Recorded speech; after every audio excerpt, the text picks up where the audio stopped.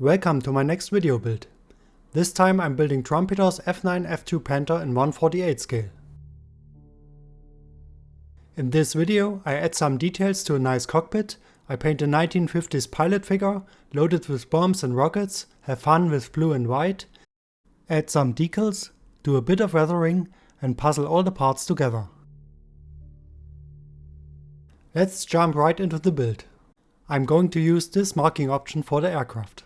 This time I only use a pilot figure and an 8-rod mask set as accessories. I will make a separate review video for the kit itself and will therefore keep it brief here. In short, you get beautiful details, good quality and a precise fit for a fair price. I will start by building the cockpit and removing all the parts from the sprue. The parts fit well and I'm making good progress. The seat and controls have nice details. I try to assemble as much as possible and only leave out the parts that need to be painted separately.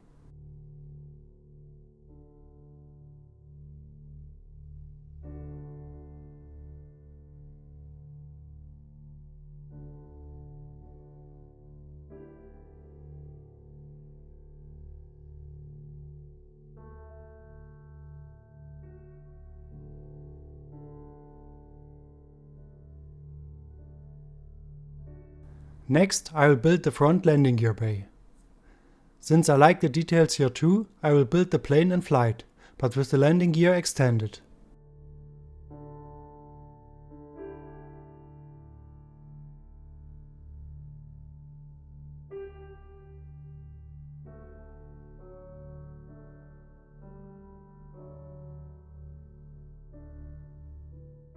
Now I'm preparing all the parts needed to assemble the fuselage halves. I want to check the fit first. This will help me identify any potential problems and I can see which areas in the cockpit and undercarriage bay will remain visible after assembly. The accuracy of fit is convincing. I fill some visible holes with superglue and add details in the cockpit, such as rivets and additional instruments that I saw in reference photos.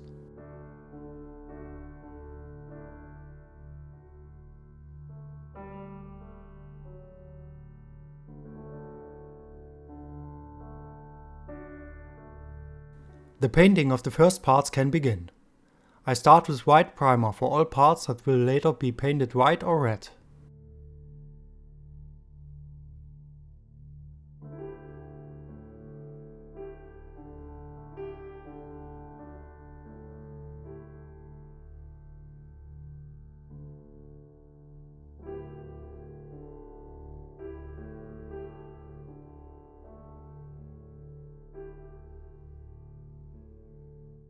I use field green as the base color for the cockpit.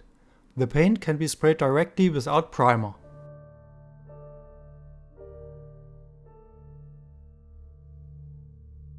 Following a reference photo, I use dark dull gray for the seat.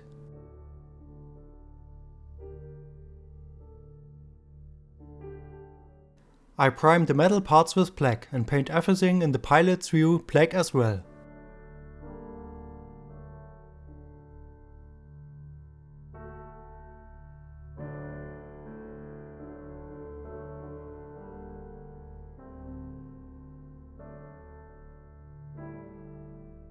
All previously primed parts now receive a coat of insignia white.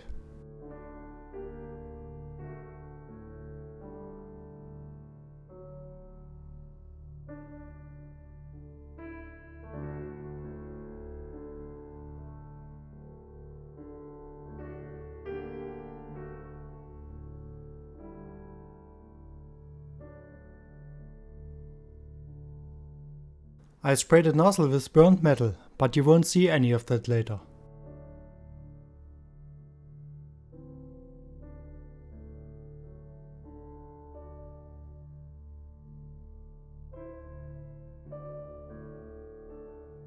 The grey seat makes the black and green cockpit look a bit more interesting. Now it's time to use the AK markers, which I'm increasingly appreciating. The metallic colors work great. For red I recommend 2 coats for better color saturation.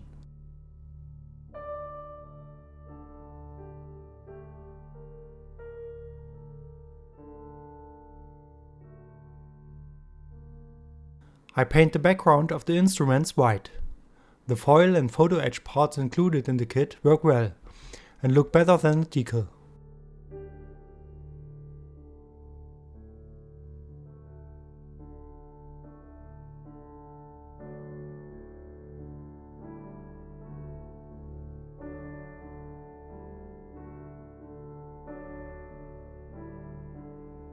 I also use AK markers for minor repairs and metal chipping. Since the cockpit and landing gear parts need to be finished before assembly, I'm now starting on the weathering. For this I use different colored oil washes that I dilute myself with white spirit. I also use pre-thinned enamel filters.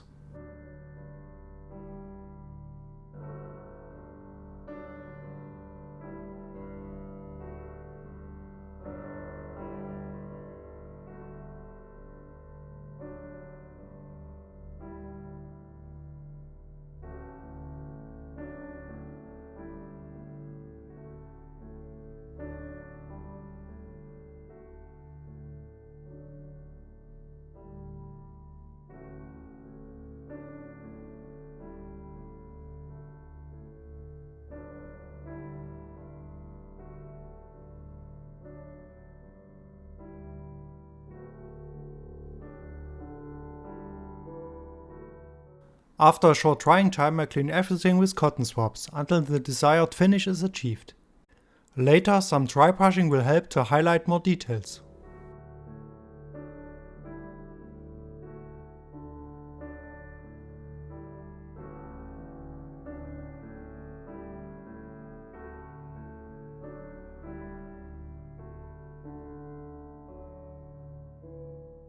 I like to use oil colors for dry brushing, like the steel color from Emo.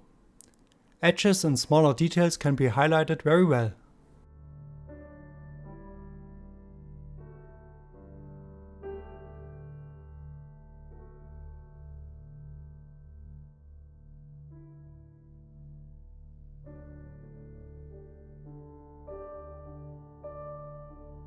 In the end, a flat clear coat seals the previous work.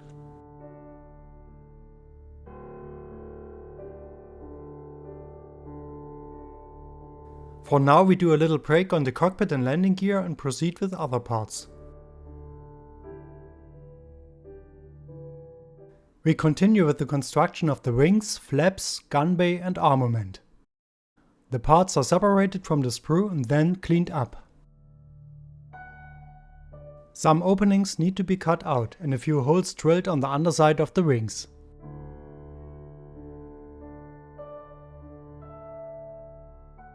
The fit is good here and doesn't cause any problems.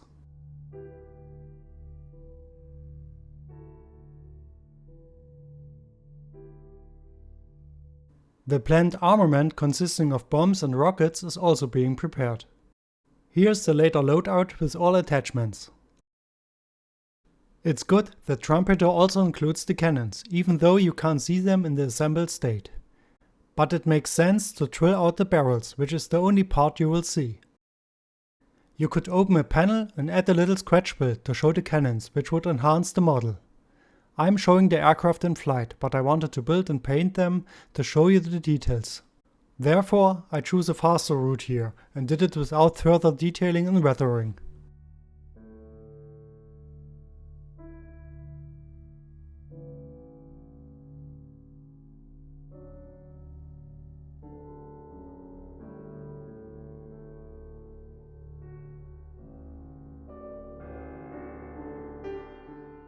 Let's get back to the cockpit. I was glad that I still had this 1950s US Navy pilot figure. Unfortunately, the PJ Productions figures are no longer available. First, I cut out the figure and cleaned it up. I had to adjust the position of one arm and repair the fingers of one hand a bit. For this I used Vallejo plastic putty. After priming it with grey, the beautiful details were already visible. I spray some black paint from below for the shadows and some white paint from above for the highlights.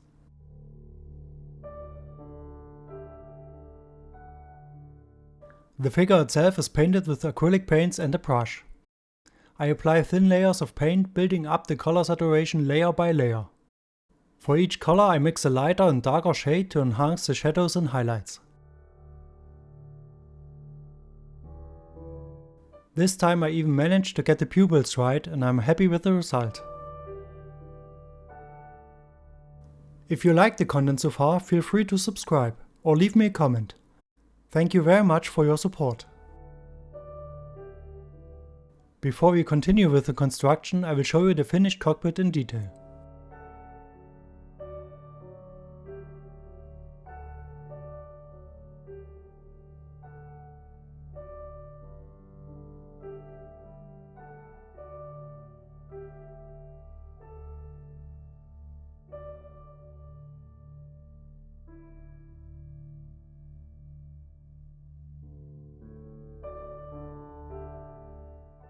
We continue with the fuselage and the wings. Before the fuselage halves can be brought together, the cockpit, the front landing gear bay and the nozzle must be installed.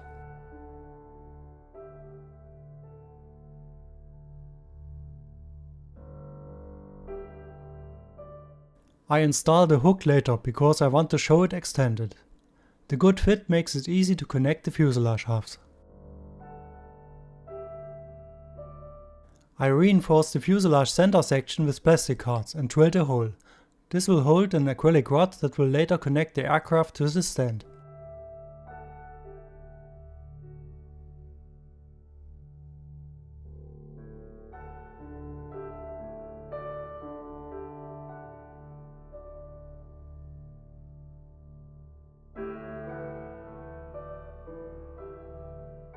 We continue with the nose and the engine intakes. Here too everything fits well and very little rework is required.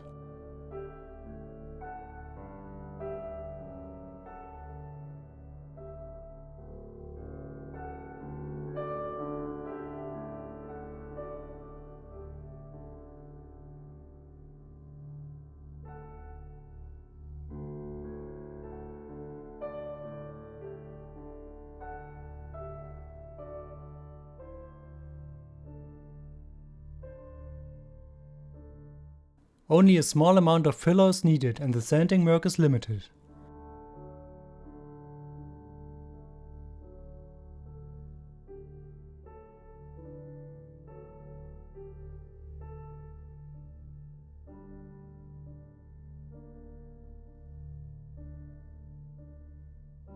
The wings can be displayed in both flying and folded position.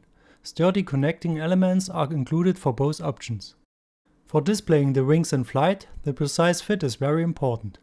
I was very impressed here and expected more problems. The cockpit windshield and canopy aren't very complex, but an Eduard masthead is always helpful.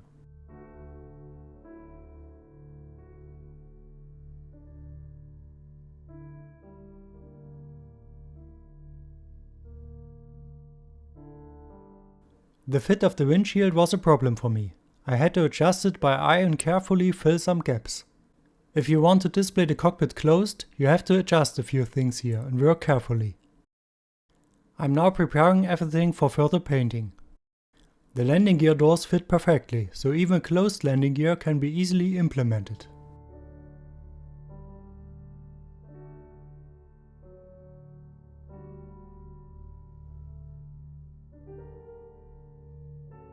Now all the parts are waiting for the paint. I will start with black around the windshield and canopy.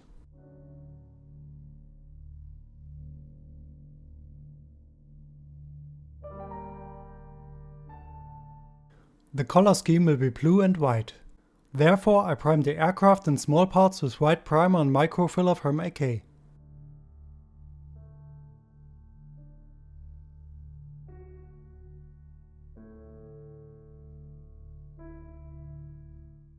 Next I spray all the parts that should remain white with a coat of insignia white.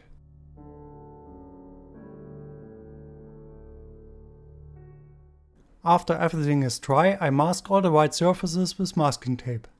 The wing edges go quite quickly, but you need a bit of patience for the curves.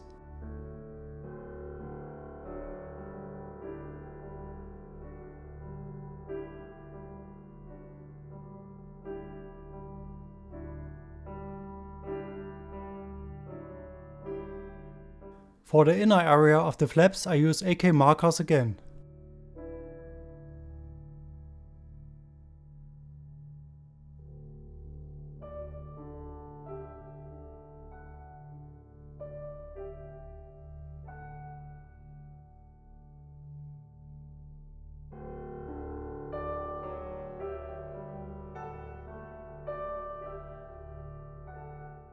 Painting the black and white pattern of the arrestor hook also requires some effort and patience. Anyone who builds US Navy aircraft from late World War II or early Cold War will eventually ask themselves, what is the right blue? I have tried many brands and this time I settled on Mission Model's Gloss Sea Blue. The water-based acrylic paint can be sprayed undiluted and hardly smells. The drying time is a bit longer than with alcohol-based paints, but the color tone is captured very well. I spray even, thin layers and build up the paint layer by layer.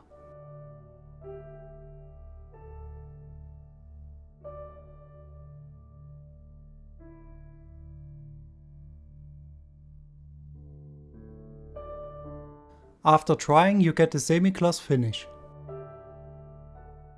Now it's time to remove the mask, as always a very satisfying moment.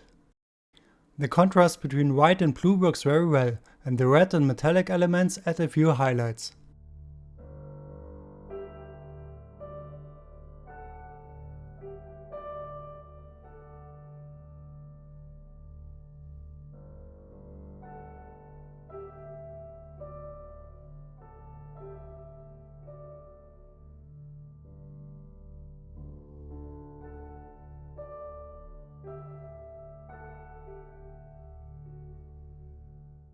Overall, the painting went smoothly and I'm satisfied with the results so far.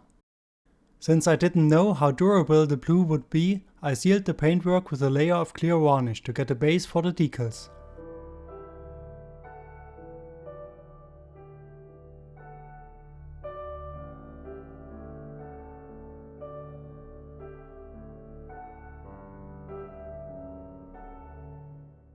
While the clear coat dries, I paint the bombs and rockets. For this I use the markers in addition to the airbrush again.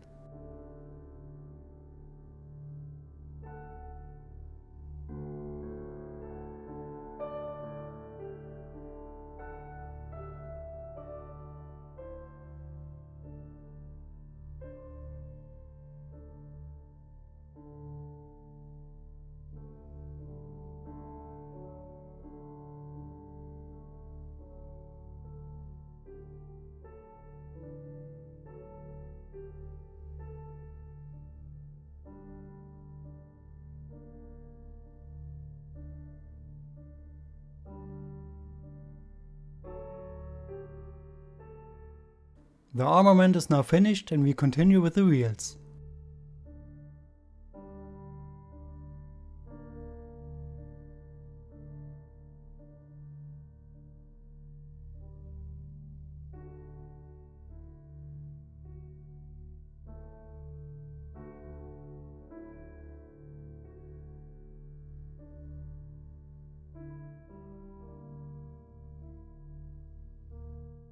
The decal sheet is very simple. Trumpeter supplies the necessary minimum of decals, and 3 different versions of the aircraft are possible. The quality of the decals is good, and they adapt well to the surface. Nevertheless, I use some microsol to adapt the decals to the rivet and panel line structure.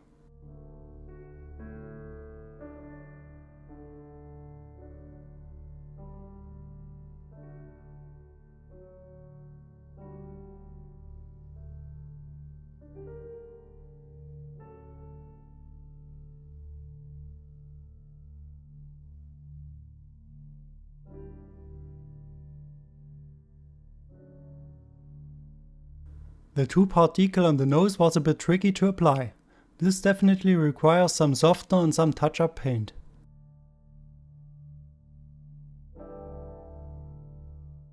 The decals are sealed with some clear coat at the end.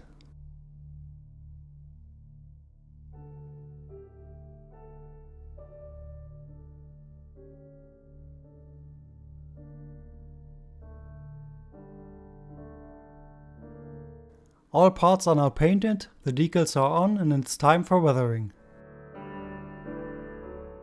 The weathering is intended to help highlight details that are not visible due to the dark blue color. For dark colors I use a light wash, for light colors I use a dark oil wash.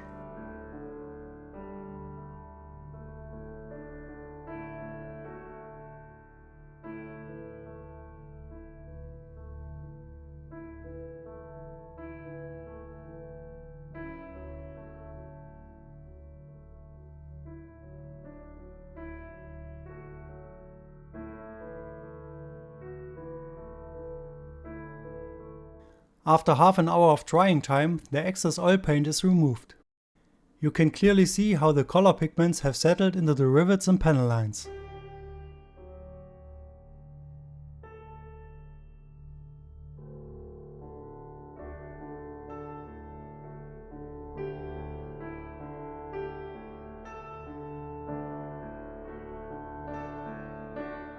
Since the blue color now seems a bit too pale, I clean individual panels with white spirit. You should invest some time here, as the final appearance is now being created.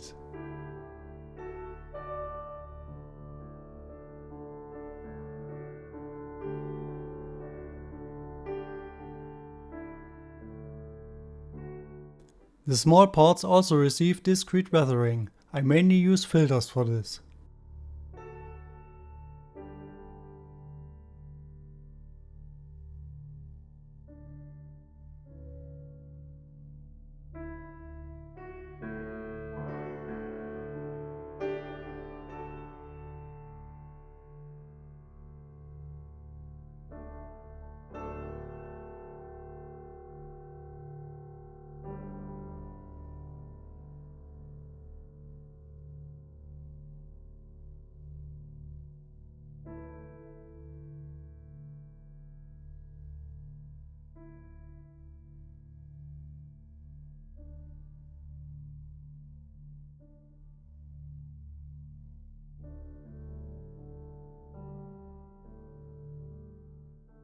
The previous work is secured again with a layer of clear varnish.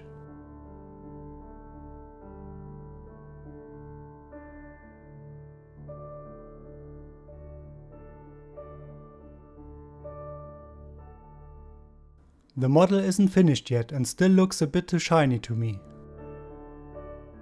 I'll now start adding the remaining parts.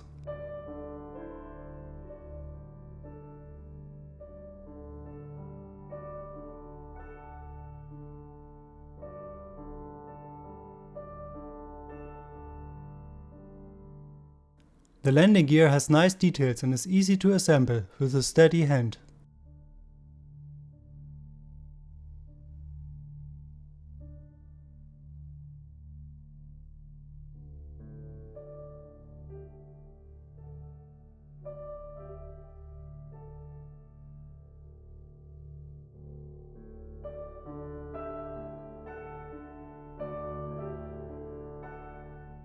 I'm not sure if this is realistic, but I wanted to show the air brakes extended.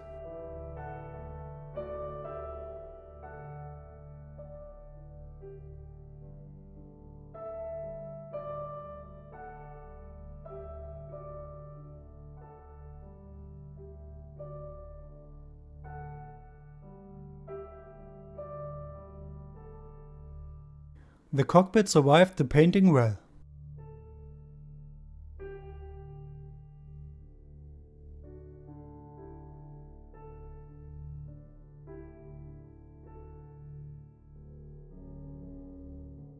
I attached the flaps, armament and a raster hook with superglue.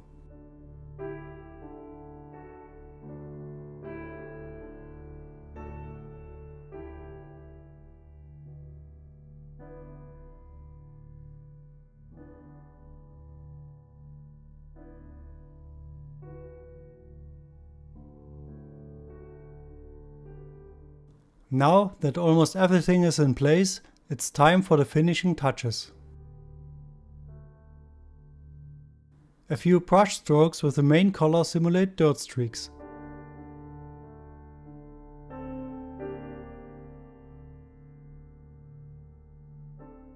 The position lights are also painted.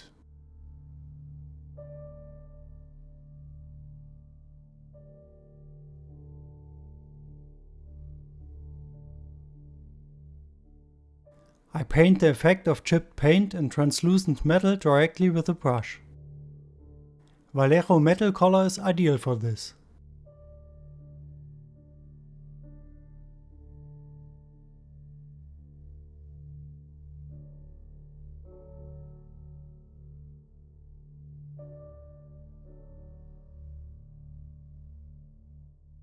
A few oil streaks increase the realistic appearance even more.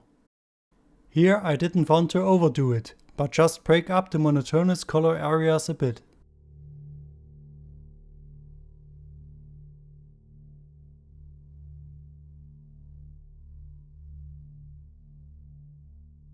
The final clear coat is applied. I use a flat clear coat and play with the thinner to achieve the desired appearance.